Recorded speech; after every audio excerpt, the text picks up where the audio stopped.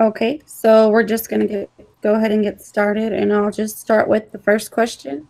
Um, Based on Pringle, discuss A, how the city of Anaheim developed relationships with the private sector, and B, what were the main ideas behind the Enterprise Visual Operations Center?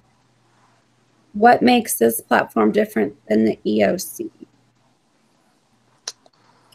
Well, I thought one of the first things, just initial things in the article that I thought was very positive and we could all learn from was their like recognition and just admitting the fact that as EM personnel, we're not necessarily the most technologically savvy people, or that doesn't mean we have the answers to all things. And so they were very willing and open to go out and meet with the private sector. And I don't remember now the company that it was that they Is it used. EDS? That's it. Yeah. I Yeah. had my notes on my phone, and now I'm using my phone for the Hangout. So, but anyway, I just thought that was a kind of a good thing, and it was very positive that they, just admitted that fact, moved on from it, and engaged the private sector, from the get go and developing it and that sort of thing. Too often we want to put a cop or an agent or somebody in charge of everything because we're cops and we're supposed to be able to solve all problems, but we're not always, that doesn't mean we really do have the most innovative technology or best ideas in that regard. So I think it was just a good starting point for them. Say, these are our goals. This is what we want to do. Now, you're the professionals. How can you make this happen? I think it was also important to note that they used a lot of funding from the Department of Homeland Security. I think they said they wouldn't have been able to do it without that funding. Right. So, no, I thought that was good. And then, they continued to involve the private sector. I know in, parts of the article towards the end, it was talking about even in the certain aspects of the Visual Operations Center where they incorporated information and stuff from private entities and even gave some entities a certain amount of access, I believe, so that they could monitor things in their area. I think that's a good forward-thinking idea as well. These people are going to be involved in the disaster. Obviously, they're not going to have access to everything, but if there's certain aspects of it that they can, then that's a good thing down the road. Yeah. An idea. Go ahead. Are you starting? It's okay. You can stay on that question. I was just going to ask the next question. Yeah, just another comment on that. As far as them developing that relationship and making that bridge between public and private, it kind of goes along with what Adam was saying, but it made me think about how a way to make those relationships sometimes is using the strength of the other party. And a lot of times that does mean an entity, a private sector office, a firm of some sort, having that specialization in the IT realm, and then being able to use what they're good at to fill in the gaps, I guess, with whatever the public sector is missing, especially if it's for a project that has some sort of common goal. So especially for emergency management, obviously that's something that everybody cares about because the risks and everything of something falling through is so high. So as I was kind of glancing through that one and how they, I don't know, just how they developed that relationship, I think it just really points to how you can cultivate relationships in general with the private sector using what they already know how to do. So, yeah, I feel they know it. They know the area even better than. Yeah, and that may even prevent some problems down the road if they're able to overcome certain things because they have a little bit of information that might, free up some of the government resources when it comes to the disaster in the response phase. If they're able to handle some of that stuff on their own without having to reach out to us. When they said that the fire chief could see exactly how many engines and everything were there, even though he was like on vacation or something.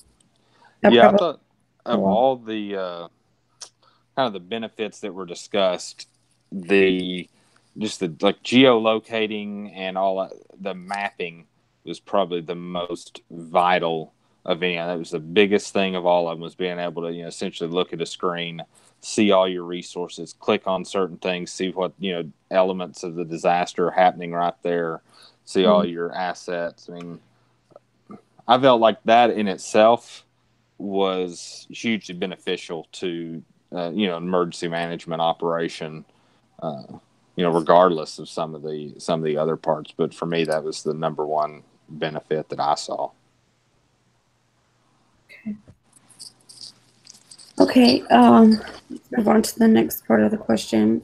So I think we've kind of hit on this, but what were the main ideas behind the Enterprise Visual Operations Center? 2 benefits that were extremely relevant.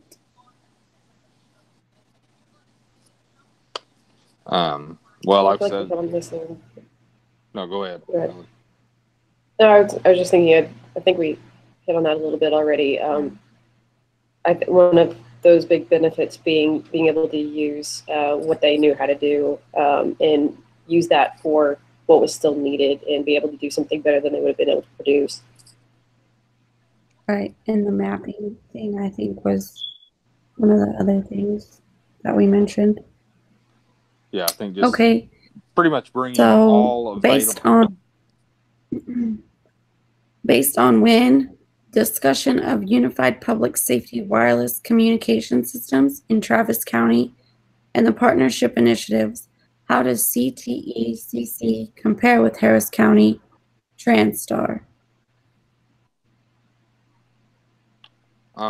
I saw one of the biggest differences, and mind you, I mean, about the only thing I know about TranStar is what I just could kind of Google and read some online, but it was much more like transportation based as opposed to communications, like dispatch, CAD systems, based like on more the law enforcement, fire service, ambulance role. I felt like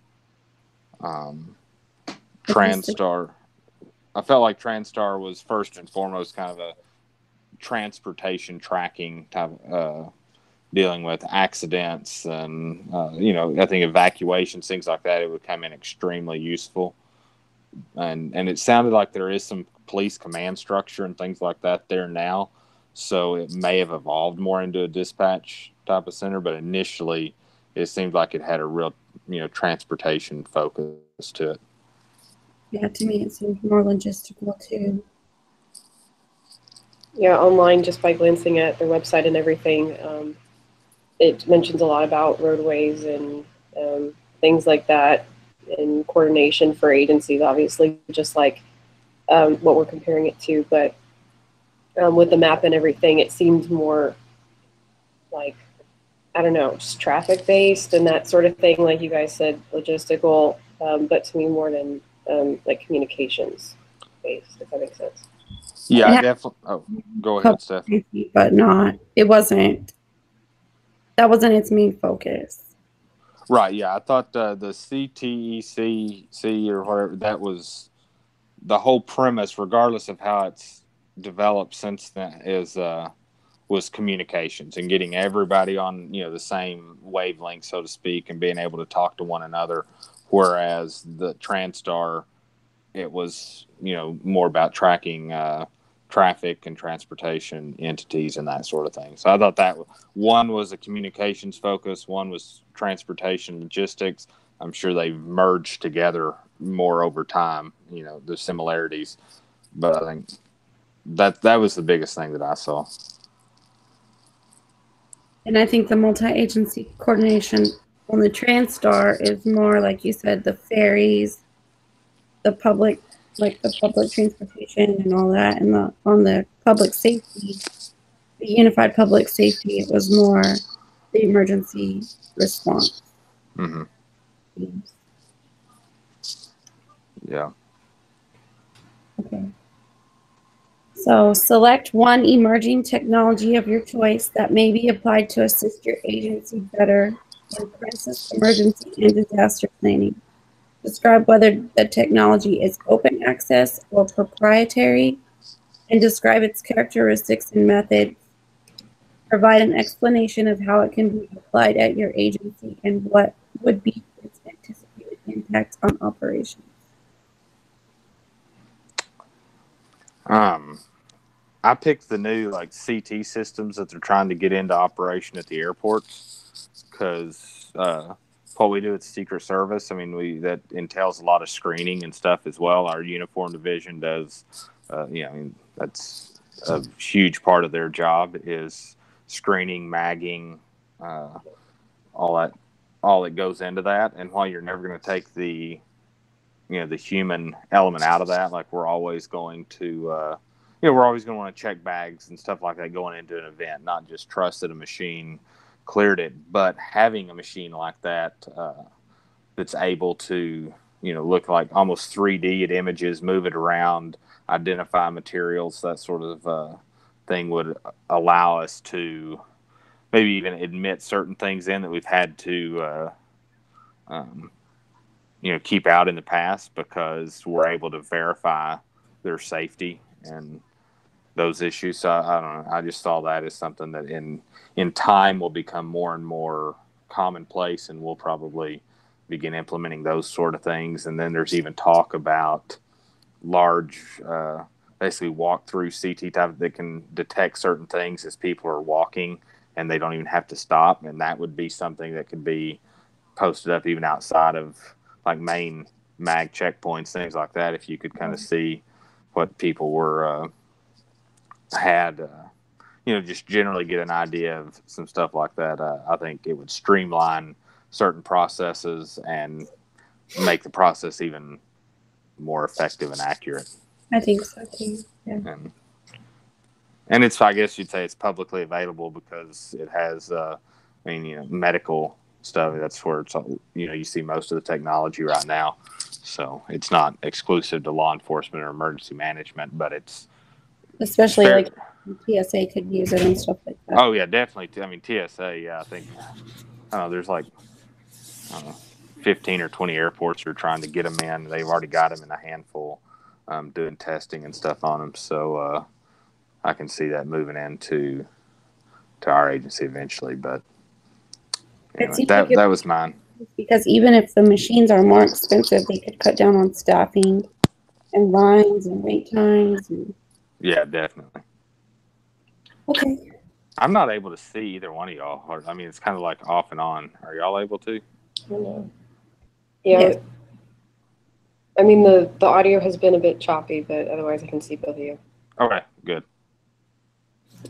As far as technology development and stuff like that, something I thought of, so on the local level, mainly talking about like 911 centers, communications, things like that. We know that locally, if someone places that call, it goes to that city, depending on the towers and where the cell hits and everything, if they're calling from a mobile phone, for example. But they're forwarded to that agency as they cross those, or the next agency, the neighboring city, as if they're in a vehicle, for example. Obviously, dispatchers are the call takers. There is communication to that other agency, but often I feel like the caller is always having to repeat that information as far as, let's say they gave that license plate because they saw it 5 minutes ago, and then they're now having to tell the new agency because they just crossed the jurisdiction lines, the same information again. There's just a lot of forwarding going on, and then maybe the caller doesn't have a visual on that information again, or they can't give it again, or I don't know, something else happens, or they're in a more dangerous situation. So anyway, that being the issue, and then the technology aspect, just something that, I mean, I think digitally, so visually, not so much verbal, or as far as making, being able to forward, I don't know, burning up time by having to call that agency, even if it was a connection that was made more swiftly. Something that not quite like CAD, but a network for even a metroplex like DFW, where it was a running list of cities where it's kind of hard to explain, but something that would be like a collective database in a way, but not a database that it holds information, more of a communication, like a live feed in a way. So they would be able to find that call or that information and be able to do more interagency communication, as opposed to relying on the caller as much to give that vital information again, whether it's a license plate or something else. Yeah, I think. I don't know if that makes sense, but yeah, and it helps yeah. become much more accurate too. Yeah, kind of like transferring the last call taker's notes as opposed to just the voice call, the audio, being able to get, like, I don't know, when I was a cop, we'd get, you get dispatched over the radio, but then at the same time, you get sent to your computer on the CAD system, and any notes that the dispatcher put in, you could read there. So if you didn't hear it on the radio, or maybe if she didn't even, put all the details over the radio, you could still, when the call came up, you could see whatever notes she typed in about the call. And I think it'd be handy to pass that off to the next dispatcher or whoever, gets that call next. Because, a lot of those details they'd be in there. So. I feel like a lot of times it's that verbal, it's passing off the call. It's maybe forwarding the call and saying, hey, I'm about to forward you somebody on 911 and they are here and that's all we knew and whatever. And there's no time to say exactly everything they said. So to be able to also push forward those visual notes that the other agency would be able to read.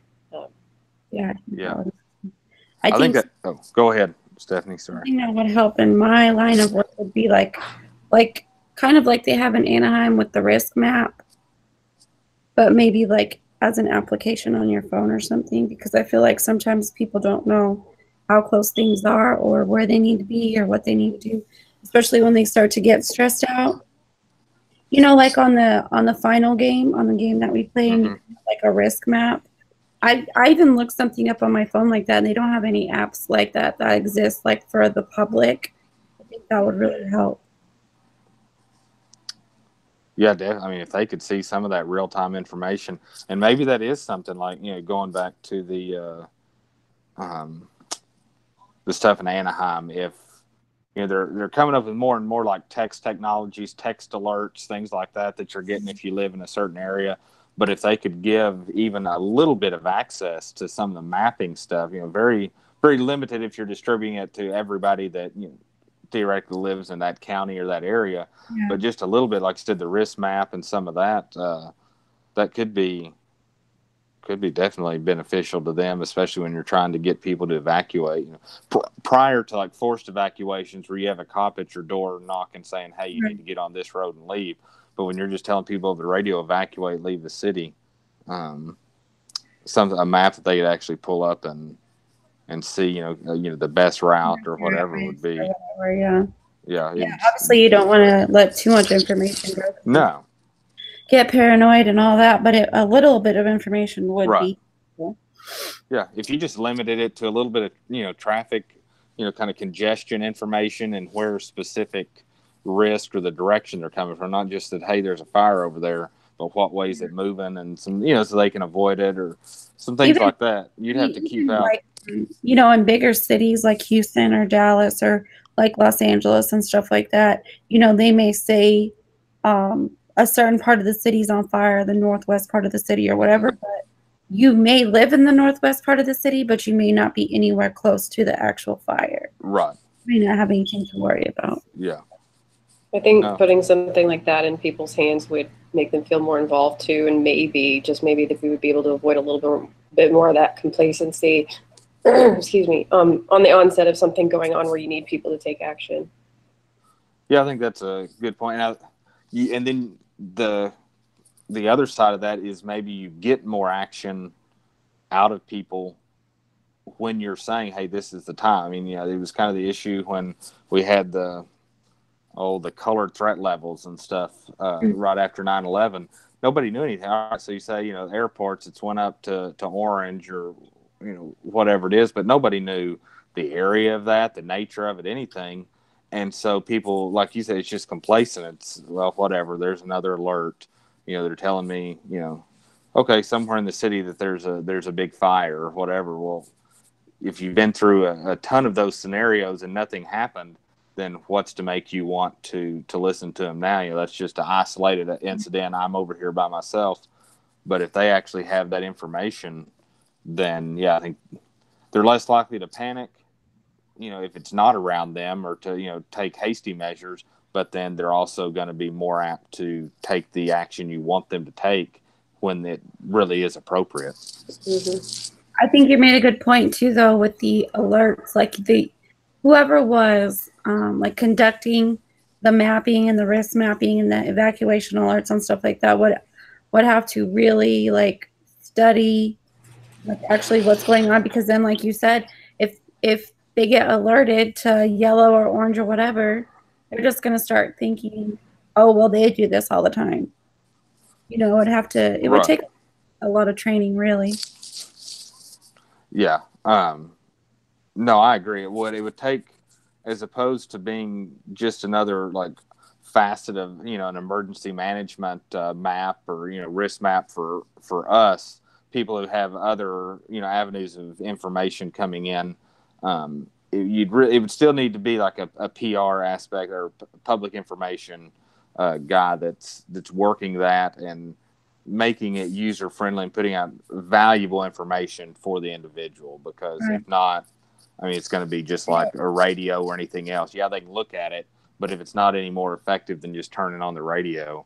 Yeah, then it just becomes like a Facebook or a social media where everybody says, gives a warning and nobody really pays attention to it because it happens all the time. Yeah. Well, and you could even get into situations where it makes it worse, because if the information there isn't as up to date as the radio, and we're all attached to our phones, so if it's easier to get on our phone, that's probably what most people are going to go to now. Oh, they have this pretty map you can pull up on your phone. I don't even need to watch the TV or listen to the radio or whatever that is. Now, if you're putting out more pertinent information on the radio, you have even fewer people listening because you've given them this thing that they can look and that's neat on their phone. And right now, I think the way, just culturally, that is going to be what people tend to lean on more, is, that type of application. So if we're going to use it all, it definitely needs to be the most effective, because it's going to be the most prevalently used. If that makes sense. Right. I think so too. Yep. Okay. So that's the last question of the unit. Does anybody else have anything to add or anything interesting that they found in the readings? Not specifically. I was just reading over the questions again. I don't really. I think I feel like we covered everything. Yeah. Yep. So if you guys are. Yeah, you're kind of cutting out all of a sudden. I don't know what's going on, but. Okay, it's stopping. Okay.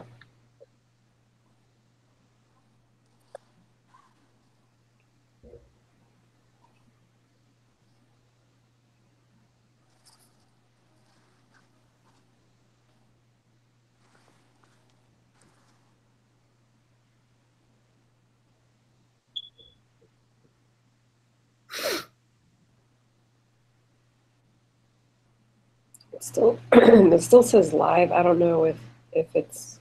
Yeah, mine does too.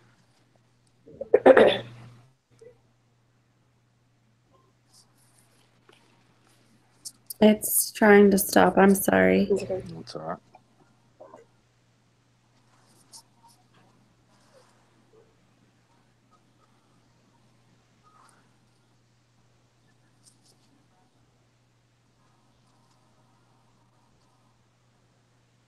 Oh.